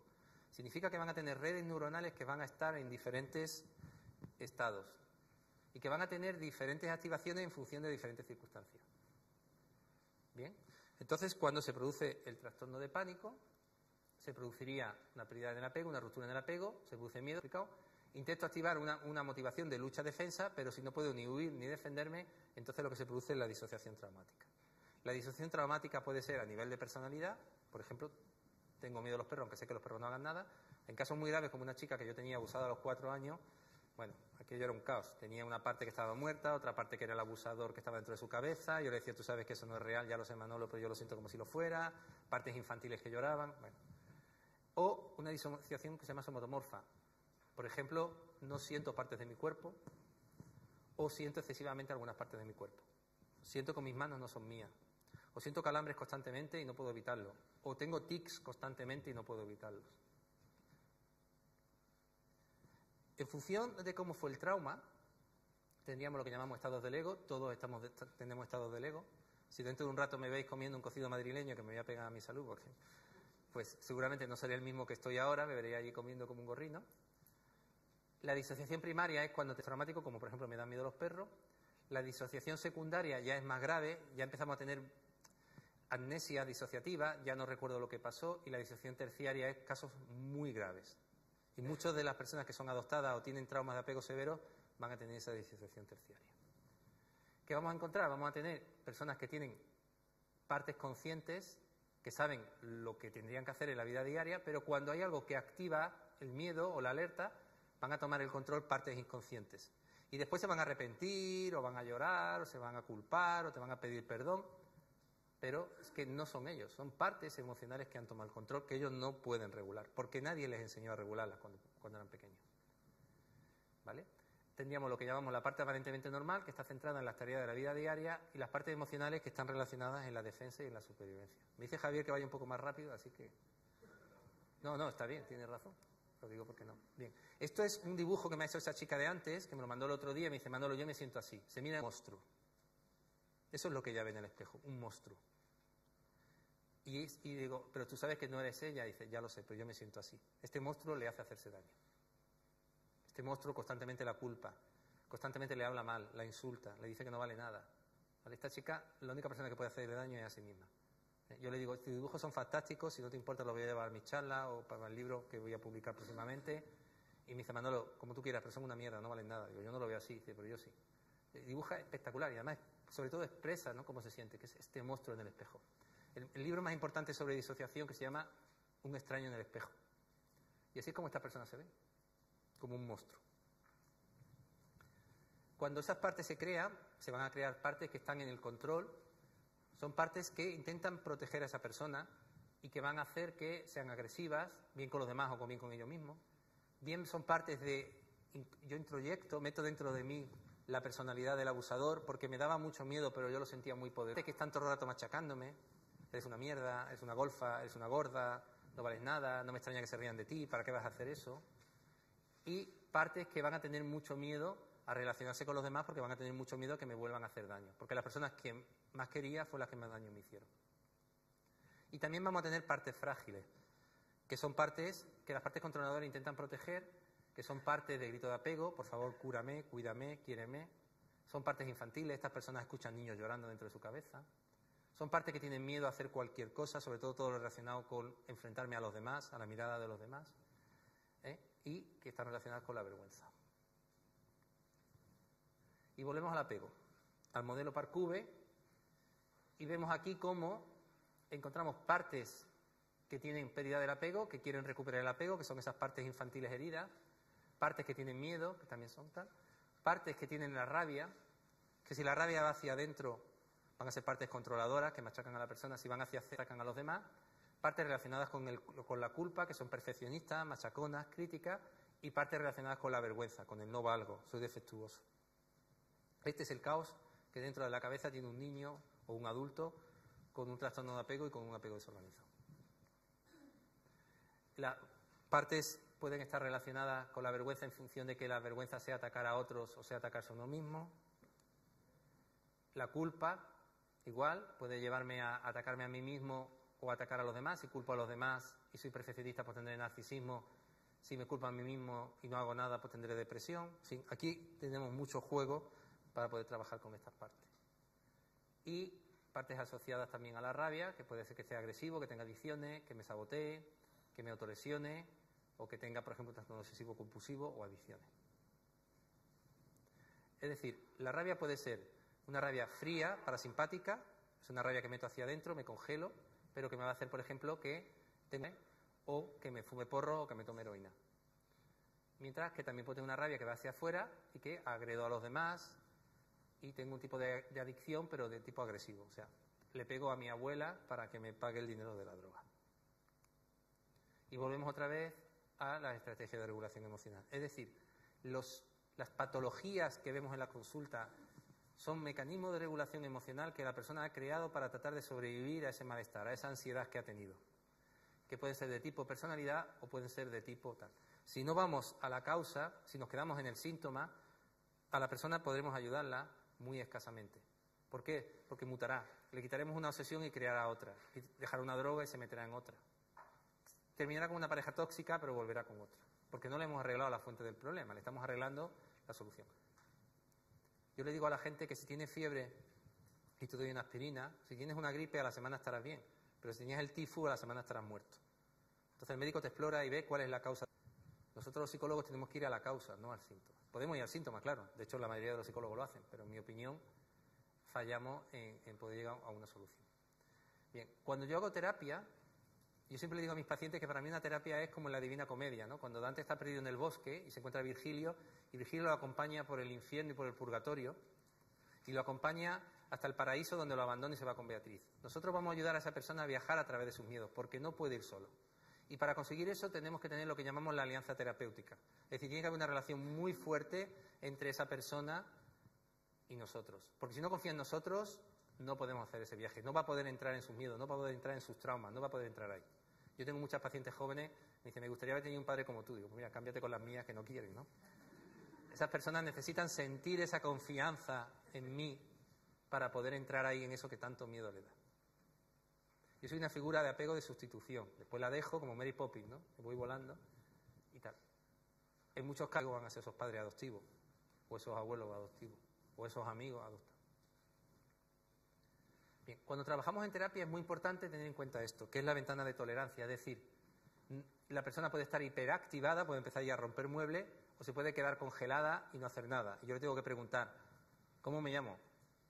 ¿Cómo me llamo? ¿En qué año estamos? En 1993. No, estamos en 2017, porque están en el trauma.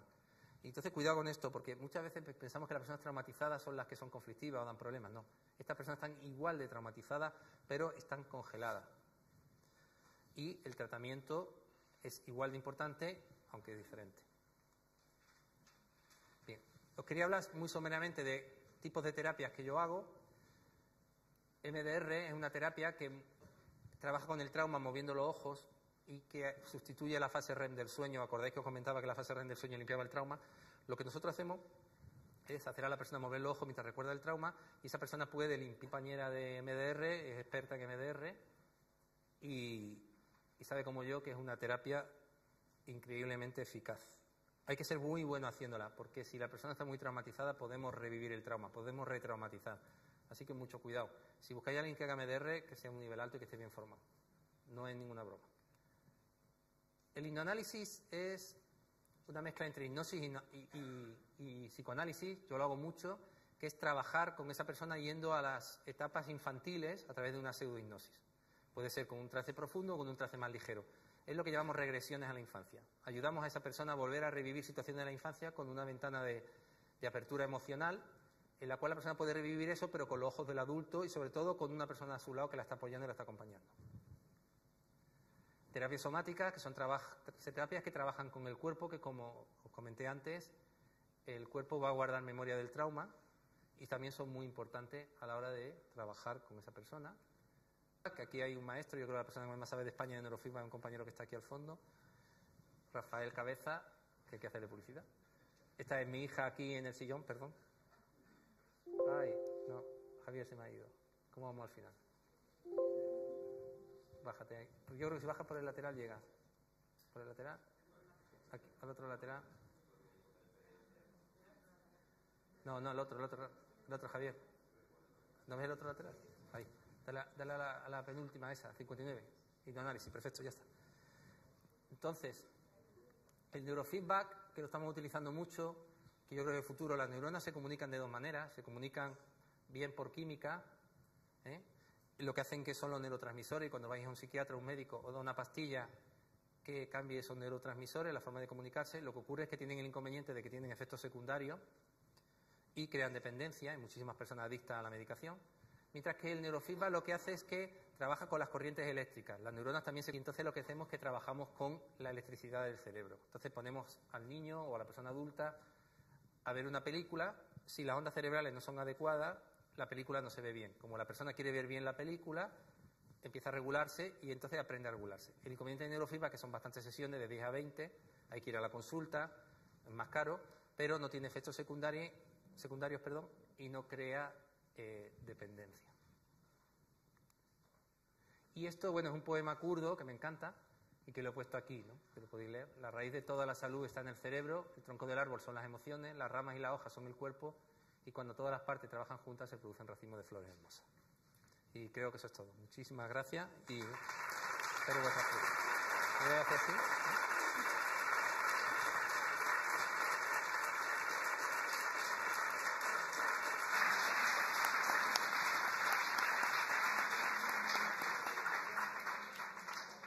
Bueno, como parece que entre unas cosas tecnológicas y otras el tiempo del coloquio, si queréis hacer algunas preguntas, vamos a dar un turno de preguntas y luego pasamos a lo más importante, que ir a tomarse un café también, ¿no?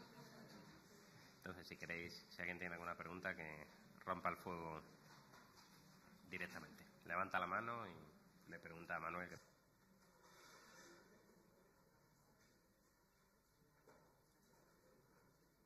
Por Dios, preguntarme algo, si no me da aquí el miedo escénico. Eso es que lo ha dejado todo clarísimo. O que no han entendido nada. Sí, por favor. Esto, cuando tienes ya una causa de un muchacho o una muchacha ya con una determinada edad, en donde tiene un trastorno del apego, evidentemente, y él ya es libre para poder decidir, estoy hablando de personas con mayoría de edad, ¿cómo vamos a poder apoyar a esa persona para que tome la decisión de que necesita una posible terapia en un momento determinado si ella no quiere? A mí a veces me traen pacientes con 50 años que parecen adolescentes, ¿no? Me lo trae la mujer y ahí te lo dejo, ¿no? Bueno, en ese caso, lo principal, más básico, es la alianza terapéutica. Yo les digo siempre a mis pacientes que la terapia es como el amor. Si el psicólogo no te cae bien a primera vista, vas a tener muchísimos problemas. Entonces, lo que vamos a intentar hacer es a esa persona que se sienta cercana, que se sienta entendida y que poco a poco pueda ir confiando en nosotros. Decirle al paciente, mira, ve a una sola sesión y si no te gusta, pues no vuelvas. Esta persona le ha ido bien, tal, no sermonearlo mucho, a lo mejor el primer día y sentarse con él. Sobre todo es muy difícil, por ejemplo, con personas con adicciones, donde siempre se les ha culpado, se les ha machacado mucho, es más complicado. Pero ahí lo que se trata es que el terapeuta tenga las herramientas para que esa persona se sienta cómoda, se sienta a gusto, se sienta cercana, haya ese apego y poco a poco pueda entrar ese viaje a los miedos. El riesgo que corremos es que si entramos muy rápido, entonces hay que jugar a esa velocidad en la cual no entremos tan lento que esa persona nos aburra, ni tan rápido que no le hagamos más daño del que queremos curar. Es vital la relación con el terapeuta. No es ir al terapeuta, es ir al terapeuta. Es decir, a ese terapeuta que te va a ayudar. Y si no se da esa relación, si esa persona no se siente cómoda, y si se siente cómoda, se hace adicta. El otro día me trajeron una chavala, 20 y tantos años, 24 años, anorexia desde los 13 años, se cortaba a los 7, en fin. Y me he ido mucho psicólogo, no quería venir, la madre la trae, se sienta allí con los brazos cruzados. No sé si llevamos 4 o 5 sesiones, ha dejado de vomitar, ya no se pega tracones, está encantada. Eso sí, se pega una flechada y llora conmigo en la consulta y dice, Manolo, vaya, tú te me das, digo, ya. Pero está encantada, pero porque ha encontrado a alguien que por fin la ayuda. Dice, Manolo, es que todo el mundo me hablaba de comida. Digo, ya, a mí la comida me da igual, vamos otra vez, pum, pum, pum. Tenía 5 años y la profesora de gimnasio le dijo que no le iba a enseñar a hacer el pino porque estaba muy gorda. Y nadie le había preguntado eso. A ver, yo no tengo éxito con todo el mundo. Pongo un caso que es real, que estoy viendo ahora, ¿no? Y tiene que establecerse esa relación de confianza, ¿no? Si no se da, si no hay apego, no hay terapia.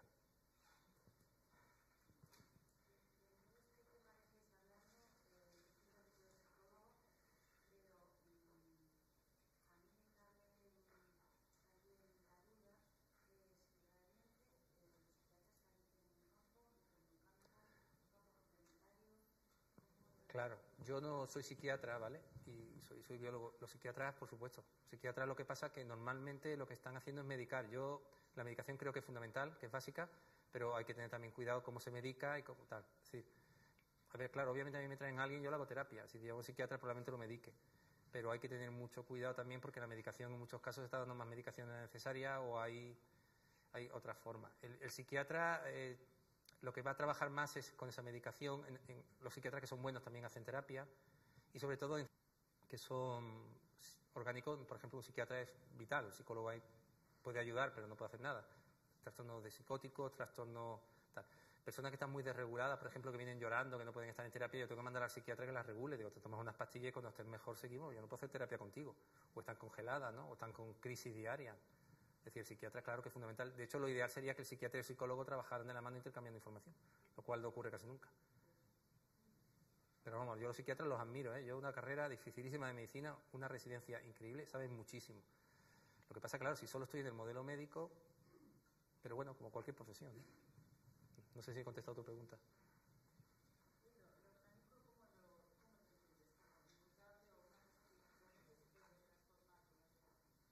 Bueno, una psicosis, un trastorno bipolar, va a tener que tener medicación probablemente de por vida. No sé. Yo no soy experto en trastornos de pero parece ser, si no recuerdo mal, en la esquizofrenia, que es lo que se llamaba, no sé si va bien con el litio, creo que era un problema con la dopamina, pero lo mismo estoy diciendo una tontería, no lo recuerdo bien. El trastorno bipolar era un problema de seguridad con la dopamina, con la recompensa, o sea, se ponen maníacos, se ponen tal, pero no soy experto en ese tema, no sabría decir exactamente qué tal. Yo he discutido con psiquiatras de eso. Claro, yo he discutido con psiquiatras de eso y hay algunos que me dicen que esas personas tienen traumas y tal y que no hace falta tanta medicación. Me lo han dicho psiquiatras y estos psiquiatras me dicen que ni se me ocurra, que son de medicación de por vida. Yo es un campo en el cual desconozco y no sabría decir.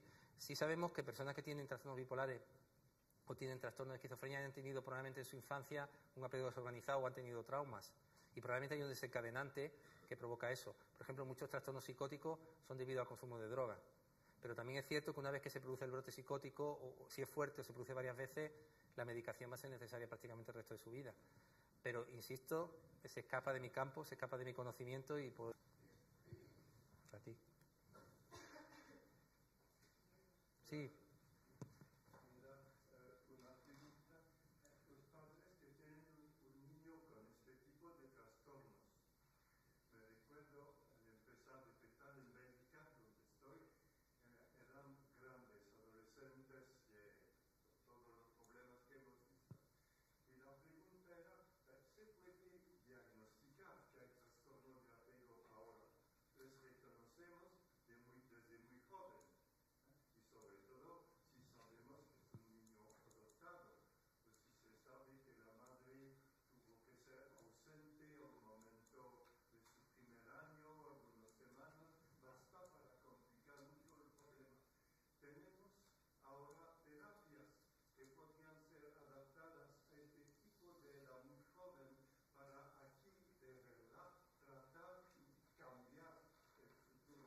Preguntas y te voy a contestar a las dos. La primera es sobre el diagnóstico. El trastorno de apego, el trastorno reactivo de apego, nosotros tenemos una Biblia que es el DSM-5 de los síntomas, que yo procuro no abrir nunca, pero que está ahí. Y entonces el trastorno de apego no existe como tal. O sea, existe el trastorno de apego para niños hasta 4 años que tengan un problema con la madre y demás. Se está intentando, personas adultas, poder diagnosticarles de un trastorno. El trastorno de apego se considera un trastorno de estrés postraumático debido a una infancia traumática, pero no se consigue. O sea, no se consigue y a día de hoy el trastorno de apego no está reconocido. Hasta los 4 años creo que es y solo en circunstancias muy particulares. Lo que estamos haciendo en neurofeedback, mi compañero Rafa hace, por ejemplo, mapeos cerebrales y entonces ya estamos consiguiendo entrar a hacer fotos del cerebro. Entonces, claro, si yo hago una foto del cerebro y veo que hay ciertas zonas que no están activadas o puedo ver qué tal, ya tengo algo tangible de decirle a una persona, mira, tiene una lesión orgánica, ¿ves? Esto no está bien, no está funcionando bien las redes neuronales. Y entonces sí que los médicos, los psiquiatras son más, vale, tienes razón, aquí algo no está yendo bien. Pero estamos en pañales. O sea, el trauma de apego como tal no existe. La segunda respuesta, mientras más pequeño sea el niño y más eficaz sea la intervención, muchas más probabilidades de que esté bien. La neuroplasticidad de un niño es bestial. Y hay un montón de redes que están dañadas, pero si hay unos cuidadores adecuados y una terapia adecuada, el cerebro va a tender a sanar. El problema es que no hay esos terapeutas. Muy pocos terapeutas conocen soluciones específicas. No es cierto. Si usted mira en la página web de la Asociación de MDR, estamos hablando de, en España, 600, 800, cada vez somos más. Lo que pasa es que, claro, hay que buscar terapeutas de MDR y que estén bien formados. Claro, pero sí los hay, sí. Cada vez somos más, ¿no? Y yo entré hace 4 años con el MDR, yo no sabía lo que era el apego, y ahora, mira, estoy dando charlas, o sea, porque es impresionante, claro. A mí me vino muy bien porque mezclaba la biología con la psicología y daba muchas respuestas a muchas cosas, ¿no? Si los cimientos del edificio no son sólidos, el más mínimo temblor de tierra lo va a tirar. Es obvio, ¿verdad? Pero si yo voy a un médico, el trauma de apego no existe. Ahora ya estamos avanzando con la Loretta y con otros mecanismos de hacer representaciones del cerebro, y ahí sí que vemos fotos y ya vemos, mira, el lóbulo prefrontal no está funcionando bien, o esta zona de aquí está hiperactivada, y ya sí que vamos teniendo más herramientas para poder decir, mira, que hay un problema orgánico, y ahí sí te creen. Pero a nivel psicológico, además, yo evalúo a un niño y le hago un diagnóstico basado en que unos cuestionarios, como decía una, dice, yo mentía en todo porque me dejaran en paz. ¿Cómo lo evalúo? En función de mi criterio, pero eso es mío, es subjetivo, es personal, es Manuel el que decide eso. Entonces estamos en una situación en la psicología que somos un poco acientíficos y nos estamos moviendo regular. Entonces, con las nuevas tecnologías yo creo que vamos a poder avanzar mucho en esto. Y el tratamiento temprano es vital.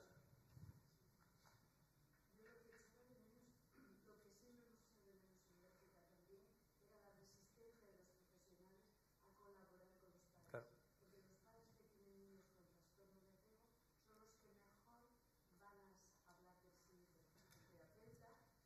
Un matiz. Si el padre tiene trastorno de apego y el padre tiene un trastorno de apego desorganizado, es incapaz de ver el trastorno de apego en el niño. De pétales, sí, que son adoptivos, que son padres involucrados y demás. No, pero es importante esto, porque en muchos casos a los padres hay que apartarlos de la terapia porque son la fuente del problema. Más adelante, o incluso, yo no veo niños, yo no trabajo con niños. Alguna vez he visto alguno. El otro día me trajeron un niño con mutismo selectivo. Viene la madre y tal. El niño no habla. Y en un momento dado está con la madre y la madre dice, estoy triste porque no hablas con el psicólogo. Se va el niño ahí a hacerle mimo a la mamá y digo, el niño, lo que le pasa es que tiene vergüenza. Y se da la vuelta y me dice, claro, es que ese niño tiene miedo. Bueno, por la segunda sesión ya no me lo trae, porque yo no he hecho nada. Digo, mira, no me traiga al niño porque cojo cariño y después, claro, es que es terrible. O sea, que a quien hay que tratar no es al niño, al padre.